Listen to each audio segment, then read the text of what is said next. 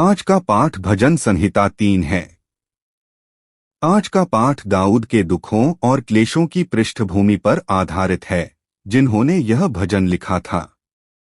दूसरे शब्दों में यह हमें बताता है कि भले ही हम परमेश्वर के लोग परमेश्वर की कृपा से बचाए गए हैं, फिर भी इस धरती पर रहते हुए हमें कठिनाइयों और क्लेशों का सामना करना पड़ सकता है।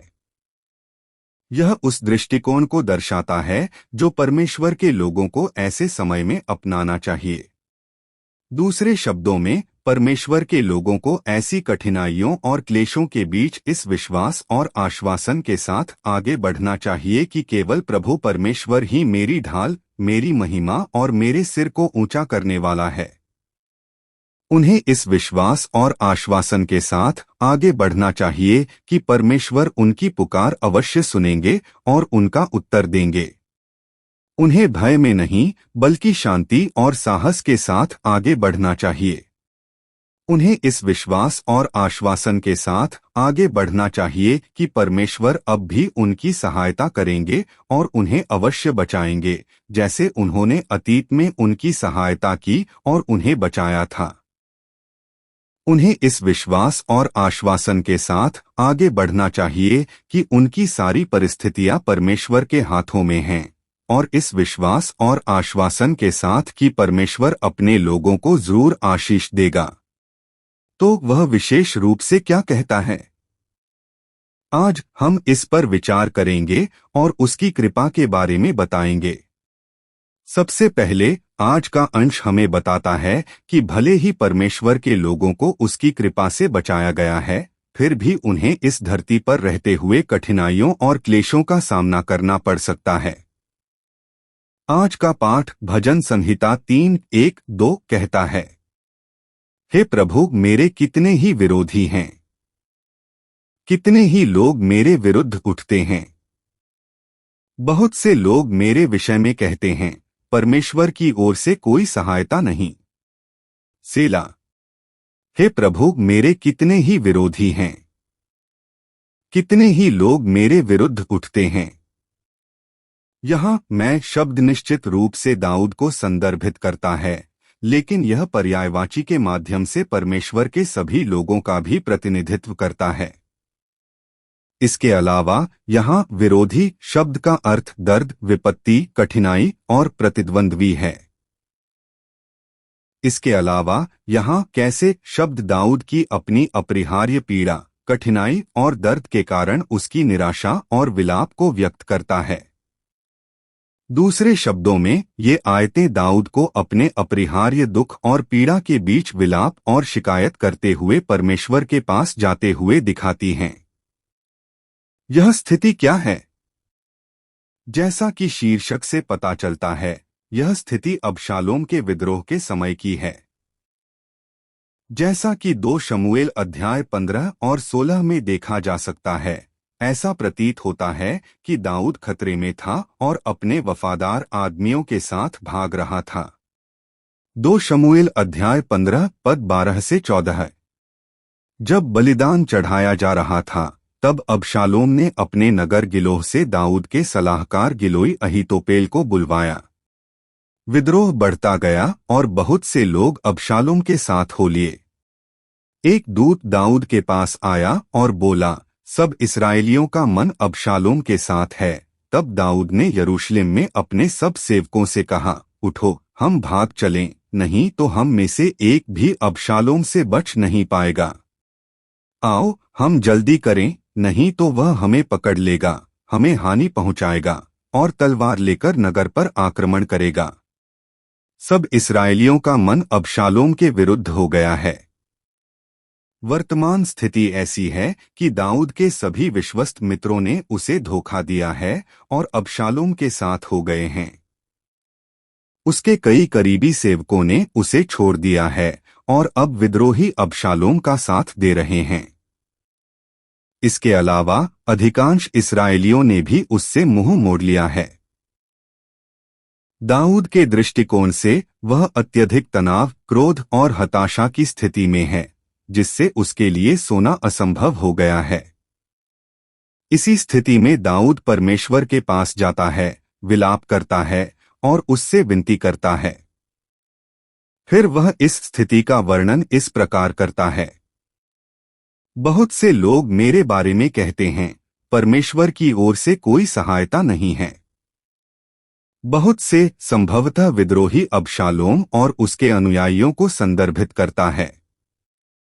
दूसरे शब्दों में, इन शब्दों की व्याख्या विद्रोहियों के शब्दों के रूप में की जा सकती है, जो दाऊद के भागते समय उसका मजाक उड़ा रहे थे और उसका उपहास कर रहे थे। हे भगवान, यह तो आशीर्वाद है। परमेश्वर ने भी दाऊद को त्याग दिया है। परमेश्वर ने भी राजा दाऊद को त्याग दिया है। तो वह परमेश्वर की किसी सहायता के बिना ही भाग रहा होगा। आप क्या सोचते हैं? हम परमेश्वर के लोग भी ऐसे ही हैं। हालांकि हम परमेश्वर की कृपा से उसके लहू के गुणों में विश्वास करके बचाए गए हैं, फिर भी इस धरती पर रहते हुए हमें बहुत दर्द, पीड़ा, कठिनाई और विपत्ति का सामना करना पड़ सकता है। यह दाऊद से भी कहीं ज्यादा निराशा और हताशा हो सकती है। यह दाऊद से भी कहीं ज्यादा विश्वासघात और हानि हो सकती है। यह उससे भी ज्यादा पीड़ा और दुहक हो सकता है। या यह व्यावसायिक विफलता, परीक्षा में असफलता, किसी ऐसे व्यक्ति से विश्वासघात हो सकता है जिस पर हमने भरोसा किया था, या कैंसर, मनोभ्रंश या लू गहरिग रोग जैसी कोई लाइलाज बीमारी हो सकती है जिससे उबरना अनिश्चित है। यह एक ऐसी स्थिति हो सकती है जहां आपको सचमुच ऐसा लगे कि ईश्वर आपके साथ नहीं है, मानो उसने आपको त्याग दिया है, मानो उसने आपको अनदेखा किया है और आपको त्याग दिया है। केवल आहें, विलाप और कराहें निकलती हैं, निराशा, हतोत्साह, क्रोध और हानि की एक ऐसी स्थिति जो आपको सोने नहीं देती। लेकिन ऐसी परिस्थितियों में भी आगे बढ़ते हुए ईश्वर के लोगों का रवैया कैसा होना चाहिए? सबसे पहले, आज का पाठ हमें बताता है कि इन कठिनाइयों और क्लेशों में भी परमेश्वर के लोगों को इस विश्वास और आश्वासन के साथ आगे बढ़ना चाहिए कि केवल प्रभु परमेश्वर ही मेरी ढाल, मेरी महिमा और मेरे सिर को ऊंचा करने वाला है। आज का पाठ भजन संहिता 3:3 कहता है, क्योंकि हे यहोवा, तू ही मेरी ढाल, मेरी महिमा और मेरे सिर को ऊंचा करने वाला है। क्योंकि हे यहोवा, तू ही मेरी ढाल है। यहाँ यह ढाल क्या है? इस ढाल को प्राचीन काल में दुश्मन से लड़ते समय एक सैनिक के शरीर और जीवन की रक्षा और बचाव के लिए इस्तेमाल किए जाने वाले एक रक्षात्मक हथियार के रूप में समझा जा सकता है। इस प्रकार इस ढाल को एक सैनिक के शरीर और जीवन की रक्षा और बचाव के लिए इस्तेमाल किए जाने वाले एक रक्षात्मक हथियार के रूप में समझा जा सकता है। हालांकि दाऊद हमारे परमेश्वर की तुलना इस ढाल से करता है। दूसरे शब्दों में, हमारा परमेश्वर शायद एक ढाल की तरह है जो इन कठिन और क्लेश जैसी परिस्थितियों में दाऊद की रक्षा और सुरक्षा करता है। दूसरे शब्दों में, वही हमारी रक्षा और सुरक्षा करता है, हमें दुख, कठिनाई, उत्पीड़न और धमकियों से बचाता है। मेरी महिमा। यहाँ महिमा शब्द का अर्थ है प्रचुरता, प्रतिष्ठा, धन, सम्मान और प्रसिद्धि। दूसरे शब्दों में, हमारा परमेश्वर ही भजनहार को समृद्ध करता है, उसका पद ऊंचा करता है, उसका सम्मान करता है और उसे महिमा देता है। दूसरे शब्दों में, हमारा परमेश्वर वह नहीं है जो अपने लोगों को किसी भी कठिनाई, क्लेश या पीड़ा के बीच में छोड़ देता है, बल्कि वह है जो उनकी समस्याओं का समाधान करके उन्हें ऊपर उठाता और स्थापित करता है। वह जो मेरे सिर को ऊंचा करता है।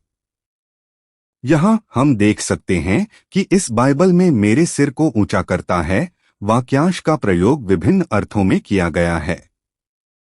दूसरे शब्दों में, इसका अर्थ कभी निर्दोष होता है, कभी युद्ध छेड़ना, कभी पुरानी नौकरी बहाल करना, कभी किसी को जेल से रिहा करना, कभी किसी अन्य अधिकारी की अवज्ञा करना और कभी विजय दिलाना।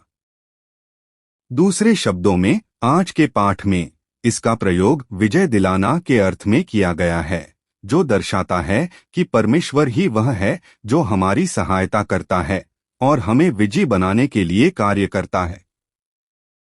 आप क्या सोचते हैं?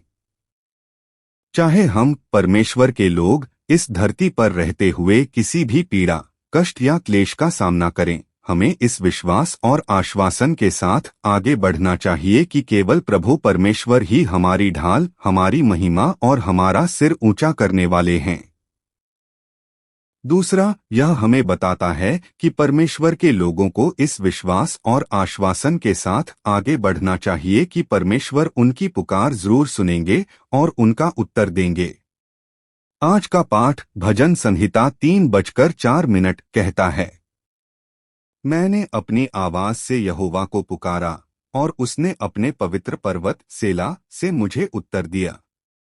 मैंने अपनी आवाज से यहोवा को पुकारा और उसने अपने पवित्र पर्वत से मुझे उत्तर दिया।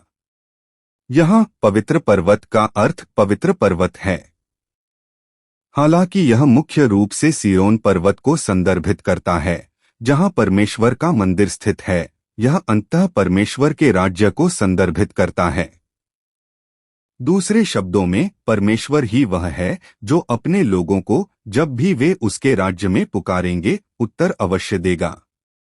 वास्तव में इस पूरे शास्त्र में हम परमेश्वर को यह कहते हुए देखते हैं, जब तू पुकारेगा मैं उत्तर दूंगा। भजन संहिता 50:15 कहता है, संकट के दिन मुझे पुकार, मैं तुझे छुड़ाऊंगा और तू मेरी महिमा करेगा। यिर्मयाह 33:3 भी कहता है, मुझसे प्रार्थना कर और मैं तुझे उत्तर दूंगा और तुझे बड़ी बड़ी और कठिन बातें बताऊंगा जो तू नहीं जानता। वास्तव में पूरी बाइबल में हम अनगिनत बार देखते हैं कि जब उसके लोग कठिनाई और दुख के समय में उसकी दुहाई देते हैं तो परमेश्वर उसे उत्तर देता है। उदाहरण के लिए, जब वे प्यासे होते थे तो उसने उन्हें जीवन का जल दिया, जब वे भूखे होते थे तो उसने उन्हें मन्ना दिया, और जब उन्हें मांस की लालसा होती थी तो उसने उन्हें बटेर दिया। इस प्रकार परमेश्वर के लोगों को इस विश्वास और आश्वासन के साथ आगे बढ़ना चाहिए कि जब वे कठिनाई और दुख के बीच पुकारेंगे तो परमेश्वर निश्चित रूप से उनकी पुकार सुनेगा और उसका उत्तर देगा। तीसरा, परमेश्वर के लोगों को किसी भी परिस्थिति में डरना नहीं चाहिए, बल्कि शांति और साहस के साथ आगे बढ़ना चाहिए। आज का पाठ भजन संहिता 3:5-6 कहता है, मैं लेट गया और सो गया, मैं जाग उठा, क्योंकि यहोवा मुझे संभालता है। चाहे 10,000 लोग मुझे घेर लें, मैं न डरूंगा। मैं लेट गया और सो गया, मैं जाग उठा। इसका क्या अर्थ है? आमतौर पर जब हम किसी प्रकार की कठिनाई या क्लेश में होते हैं तो हम अक्सर खुद को सो नहीं पाते। तनाव, निराशा और हताशा, विश्वासघात और क्रोध की भावना या भय और दहशत के कारण रात भर जागते रहते हैं।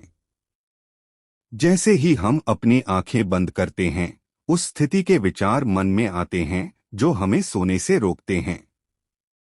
परिणामस्वरूप हम देखते हैं कि सभी प्रकार की चिंताएं, बेचैनी, भय और आतंक हमारे पूरे अस्तित्व को जकड़ लेते हैं। मेरे साथ ऐसा कैसे हो सकता है? आगे क्या होगा? तरह तरह की चिंताएं, बेचैनी, डर, निराशा और हताशा हमें कभी नहीं छोड़ती। इसलिए जब ऐसी घटनाएं घटती हैं तो कोई भी बिना सोचे समझे चैन से सो नहीं सकता।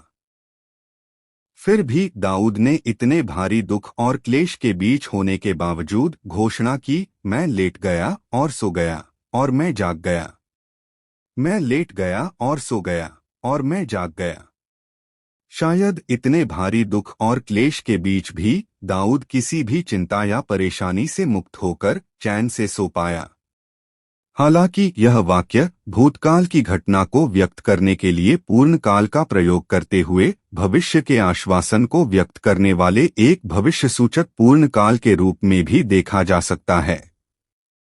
दूसरे शब्दों में, दाऊद घोषणा करता है कि इतने भारी दुख और क्लेश के बीच भी वह बिना किसी चिंता, बेचैनी, डर या भय के चैन से सो पाएगा। ऐसा क्यों है? इतने भारी कष्ट और क्लेश के बीच भी दाऊद यह घोषणा क्यों करता है कि वह इतनी शांति से सो सकेगा? क्योंकि प्रभु मुझे संभालता है। यह वाक्य, जिसकी शुरुआत में इब्रानी संयोजन की है, उस कारण को दर्शाता है जिसके लिए दाऊद घोषणा करता है कि इतने भारी कष्ट और क्लेश के बीच भी वह इतनी शांति से सो सकेगा। यह कहता है कि इसका कारण यह है कि प्रभु उसे संभालेगा। इसका क्या अर्थ है? यहाँ सहारा देना शब्द का वास्तव में अर्थ है रखना, रखना, रखना या सहन करना या सहारा देना। इसलिए पुराने नियम में इस शब्द का प्रयोग किसी व्यक्ति या पशु को नियुक्त करने के लिए हाथ रखने के अर्थ में किया जाता था। उदाहरण के लिए लेव्य व्यवस्था में हम देखते हैं कि बलि चढ़ाने वाला पशु पर अपने हाथ रखता है। इसका अर्थ है कि पशु और बलि चढ़ाने वाला एक हैं। दूसरे शब्दों में हम देख सकते हैं कि बलि चढ़ाने वाला व्यक्ति पशु के साथ एक था, या दूसरे शब्दों में अक्सर उसके साथ पहचाना जाता था। इस प्रकार इस शब्द का अर्थ केवल यह नहीं है कि परमेश्वर दाऊद को सहारा देगा, बल्कि यह है कि परमेश्वर सचमुच दाऊद के दुख और क्लेश में उसका साथ देता है और उसमें उसके साथ रहेगा। एक अर्थ में इसका अर्थ यह है कि जिस प्रकार बलि चढ़ाने वाला व्यक्ति पशु पर अपने हाथ रखता है, उसी प्रकार परमेश्वर स्वयं अपने दोनों हाथों से दाऊद की रक्षा, सुरक्षा और उसके दुख और क्लेश में उसका साथ देगा। इसलिए दाऊद घोषणा करता है कि इतने भारी दुख और क्लेश के बीच भी वह बिल्कुल भी चिंतित या व्याकुल नहीं होगा, बल्कि शांति से लेटेगा और जागेगा। और इसलिए दाऊद आगे स्वीकार करता है, चाहे 10,000 लोग मुझे घेर लें, मैं नहीं डरूंगा। इन शब्दों का यह भी अर्थ है कि चाहे अनगिनत सेनाएं मुझे घेर लें और मेरे प्राण लेने लगें, अर्थात चाहे बहुत से लोग मुझे मारने के लिए दौड़ पड़े, मैं बिल्कुल नहीं डरूंगा। इसका अर्थ है कि यदि वर्तमान में जो कष्ट और क्लेश वह झेल रहा है, उससे भी बड़ा कष्ट और क्लेश आने लगे, तो भी दाऊद बिल्कुल नहीं डरेगा, बल्कि साहस के साथ आगे बढ़ेगा। तो इस समय दाऊद की स्थिति क्या है? उसका बेटा अब्जार विद्रोह कर चुका है और भाग रहा है। वह निराशा, हताशा, विश्वासघात और क्रोध से भरा हुआ है। फिर भी अगर और भी बड़ी मुश्किलें और क्लेश आए, तो भी दाऊद जरा भी नहीं डरेगा, बल्कि साहस के साथ आगे बढ़ेगा। ऐसा क्यों? क्योंकि परमेश्वर ने अतीत में दाऊद को अपने हाथों में थामा था, वर्तमान में थामे हुए हैं और भविष्य में भी उसे थामे रहेगा। आप क्या सोचते हैं? चूंकि परमेश्वर के लोग इस धरती पर रहते हैं, इसलिए हमें अप्रत्याशित कठिनाइयों और क्लेशों का सामना करना पड़ सकता है। हालांकि परमेश्वर के लोगों को इससे जरा भी डरना या चिंता नहीं करनी चाहिए, बल्कि दृढ़ विश्वास और भरोसे के साथ आगे बढ़ना चाहिए कि परमेश्वर हमें जरूर थामे रखेगा। चौथा, परमेश्वर के लोगों को इस विश्वास और आश्वासन के साथ आगे बढ़ना चाहिए कि जिस तरह उसने अतीत में उनकी मदद की और उन्हें बचाया है, उसी तरह वह अब भी उनकी मदद करेगा और उन्हें बचाएगा। आज का पाठ भजन संहिता 3:07 कहता है, हे यहोवा, उठ, हे मेरे परमेश्वर, मुझे बचा। क्योंकि तूने मेरे सब शत्रुओं के गालों पर मारा है, तूने दुष्टों के दांत तोड़ दिए हैं। हे यहोवा, उठ, हे मेरे परमेश्वर, मुझे बचा। यहाँ परमेश्वर उठेगा एक मानवरूपी अभिव्यक्ति है, जो दुष्टों का न्याय करने और उनके विरोधियों से निपटने के लिए परमेश्वर के अपने सिंहासन से उठने को दर्शाता है। दूसरे शब्दों में दाऊद परमेश्वर से विनती कर रहा है कि वह उन विरोधियों, उन शत्रुओं से शीघ्रता से निपटे जिन्होंने उसे धोखा दिया है और धमकाया है। दूसरे शब्दों में दाऊद परमेश्वर से विनती कर रहा है कि वह स्वयं को उन घोर कष्टों, धमकियों, निराशा, हताशा, धमकी और विश्वासघात से बचाए जो उन्होंने उसे दिए हैं। हालांकि अगला पद हमें बताता है कि दाऊद इस तरह प्रार्थना क्यों कर रहा है। तूने मेरे सब शत्रुओं के गालों पर मारा है, तूने दुष्टों के दांत तोड़ दिए हैं। इस वाक्य के आरंभ में इब्रानी संयोजन ची ची आता है, जो दाऊद की प्रार्थना का कारण और आधार दर्शाता है। इसके अलावा यह वाक्य पूर्ण काल में है, इसलिए इसे किसी भूतकाल की घटना के संदर्भ में समझा जा सकता है। इसे भविष्यसूचक पूर्ण काल के रूप में भी देखा जा सकता है, जो भविष्य के प्रति आश्वासन व्यक्त करता है। दूसरे शब्दों में यह पद बताता है कि दाऊद इस तरह प्रार्थना इसलिए कर रहा है क्योंकि परमेश्वर ने अतीत में दाऊद के सभी शत्रुओं के गालों पर मारा है और दुष्टों के दांत तोड़ दिए हैं। शायद परमेश्वर दाऊद के सभी शत्रुओं के गालों पर भी मार रहा है और अभी और भविष्य में उनके दांत तोड़ रहा है। दूसरे शब्दों में, चूंकि परमेश्वर ने अतीत में ऐसा किया है, इसलिए वह निश्चित रूप से अभी और भविष्य में भी ऐसा करेगा। यहाँ शत्रु के गाल पर तमाचा मारना शत्रु की साजिशों, चालों और शक्ति को कुचलने का प्रतीक है, जिससे वह शत्रु लज्जित हो जाता है। इसके अलावा दुष्टों के दांत तोड़ देना दुष्टों को दाऊद को फिर से नुकसान पहुंचाने, किसी भी प्रकार की साजिश, चाल या शक्ति का प्रयोग करने से रोकने का प्रतीक है। दूसरे शब्दों में, यदि हम परमेश्वर के लोग इस पृथ्वी पर रहते हुए किसी भी अप्रत्याशित कठिनाई या क्लेश का सामना करते हैं, तो हमें इस विश्वास और निश्चय के साथ आगे बढ़ना चाहिए कि जिस प्रकार परमेश्वर ने अतीत में हमारे शत्रुओं की सभी साजिशों, चालों और शक्तियों को कुचल दिया है, उसी प्रकार वह वर्तमान में भी ऐसा ही करेंगे। हमें इस दृढ़ विश्वास और आस्था के साथ आगे बढ़ना चाहिए कि जैसे परमेश्वर ने अतीत में मेरी प्रार्थनाएं सुनी और उनका उत्तर दिया है, वैसे ही वह अब और भविष्य में भी मेरी प्रार्थनाएं सुनेंगे और उनका उत्तर देंगे। उदाहरण के लिए, जैसे उसने अतीत में मेरी बीमारी को ठीक किया था, वैसे ही वह अब भी मेरी बीमारी को ठीक करेगा। हमें इस विश्वास और आश्वासन के साथ आगे बढ़ना चाहिए कि जैसे ईश्वर ने अतीत में मेरे शत्रुओं से मेरी रक्षा की और मेरा बचाव किया, वैसे ही वे अब भी मेरी रक्षा और बचाव करेंगे। दूसरे शब्दों में, हमें अतीत में उनके द्वारा हमें प्रदान की गई कृपाओं को कभी नहीं भूलना चाहिए।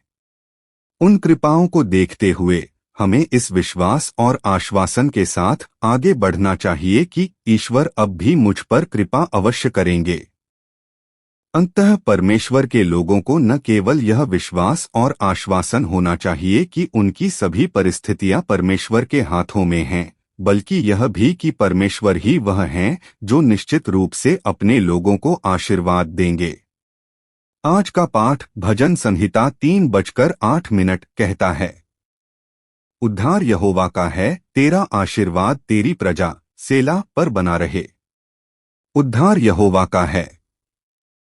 यहाँ उद्धार का अर्थ शत्रु के हमलों, धमकियों और उत्पीड़न से मुक्ति, बीमारी से मुक्ति, सफलता, समृद्धि और विजय या उन कठिनाइयों और क्लेशों से मुक्ति है जिनका हम वर्तमान में सामना कर रहे हैं। दूसरे शब्दों में, हम परमेश्वर के लोग इस पृथ्वी पर रहते हुए जिन सभी कठिनाइयों और क्लेशों का सामना करते हैं, वे सभी परमेश्वर के शासन और संप्रभुता के अधीन हैं। इसलिए परमेश्वर हमारे सामने आने वाली सभी समस्याओं का समाधान करने और हमें उनसे मुक्त करने में पूरी तरह सक्षम है। दूसरे शब्दों में, यदि परमेश्वर उन कष्टों और क्लेशों का आदेश देता है जिनका वे अनुभव कर रहे हैं, तो सभी समस्याएं तुरंत हल हो जाएंगी और दूर हो जाएंगी। उदाहरण के लिए, यदि वह आज्ञा दे, दुख और क्लेश दूर हो जाओ, बीमारी दूर हो जाओ, तो सारे दुख और क्लेश तुरंत गायब हो जाएंगे। नहीं, चंगाई, विजय, समृद्धि, सफलता या कोई भी अन्य समस्या का समाधान परमेश्वर के हाथों में है। चाहे कोई भी समस्या हो, परमेश्वर उसे हल करने और हमें उससे मुक्ति दिलाने में सक्षम है। नहीं, परमेश्वर के लोगों को इसी विश्वास और आत्मविश्वास के साथ आगे बढ़ना चाहिए। तेरी आशीषें तेरे लोगों पर बनी रहें। इसके अलावा परमेश्वर ने बाइबल में अनगिनत बार वादा किया है कि वह अपने लोगों को आशीर्वाद देगा। नहीं, उसने लगातार कहा है कि अगर हम परमेश्वर के लोग कहलाते हैं तो वह हमारी रक्षा करेगा, हमें भर देगा, हमें चंगा करेगा, हमें बचाएगा, हमें समृद्ध करेगा और हमारे साथ रहेगा। इसलिए मैं आपसे विनती करता हूं कि आप उस वादे को निभाएं। नहीं, मैं परमेश्वर के लोग हूं। मैं परमेश्वर के लोग हूं, जिन्हें प्रभु के लहू की कीमत से खरीदा गया है, उनके इकलौते पुत्र के लहू के पुण्य से बचाया गया है। नहीं, मैं परमेश्वर की प्रजा हूं, जिनके लिए परमेश्वर ने उन्हें इतना प्यार और स्नेह दिया कि उन्होंने किसी को नहीं बख्शा, यहाँ तक कि अपने इकलौते पुत्र को भी नहीं। तो अगर यह सब सच और वास्तविक है, तो मैं प्रार्थना करता हूं कि परमेश्वर मुझे नजरअंदाज न करें, मुझसे मुंह न मोड़े, बल्कि मुझे बचाएं। मैं प्रार्थना करता हूं कि आप मुझे समृद्धि, सफलता, विजय और समृद्धि प्रदान करें, मेरी बीमारी को ठीक करें और मुझे मेरे सभी कष्टों से मुक्ति दिलाएं। नहीं, परमेश्वर के लोगों को इसी विश्वास और दृढ़ विश्वास के साथ आगे बढ़ना चाहिए। नहीं, परमेश्वर के लोगों को इस विश्वास और दृढ़ विश्वास के साथ आगे बढ़ना चाहिए कि सभी परिस्थितियां, जिनमें कष्ट और क्लेश भी शामिल हैं, परमेश्वर के हाथों में हैं, और इस विश्वास और दृढ़ विश्वास के साथ कि परमेश्वर ही हैं जो निश्चित रूप से अपने लोगों को आशीर्वाद देंगे। भले ही 10,000 लोग मुझे घेर लें। परमेश्वर, धन्यवाद, धन्यवाद। मैं आपसे प्रेम करता हूं। हालांकि हम अपने इकलौते पुत्र यीशु मसीह के लहू के गुणों में विश्वास करके बचाए गए हैं, फिर भी हम इस धरती पर रहते हुए बहुत सी कठिनाइयों, क्लेशों और पीड़ाओं के बीच जीते हैं। ऐसे समय में मैं प्रार्थना करता हूं कि हम परमेश्वर के प्रेम को याद रखें, जिसने अपना इकलौता पुत्र भी दे दिया, और आगे बढ़े। नहीं, मैं प्रार्थना करता हूं कि हम इस विश्वास और आश्वासन के साथ आगे बढ़े कि परमेश्वर हमारी प्रार्थनाएं जरूर सुनेंगे और उनका उत्तर देंगे। इसके अलावा मैं प्रार्थना करता हूं कि हम इस विश्वास और आश्वासन के साथ आगे बढ़े कि परमेश्वर अब भी हमारी प्रार्थनाएं जरूर सुनेंगे और उनका उत्तर देंगे, जैसे उन्होंने अतीत में हमारी प्रार्थनाएं सुनी और उनका उत्तर दिया है। इसलिए जब हम इस धरती पर रहते हैं तो आप हमें हमेशा शांति प्रदान करें, साहस के साथ आगे बढ़ने में हमारी मदद करें और हमें आशीर्वाद दें ताकि हम कठिनाई और क्लेश के बीच भी चैन की नींद सो सकें। मैं यीशु के नाम पर आशीर्वाद और प्रार्थना करता हूं। आमीन। आप चर्च चिन्ह पर क्लिक करके सुनना जारी रख सकते हैं।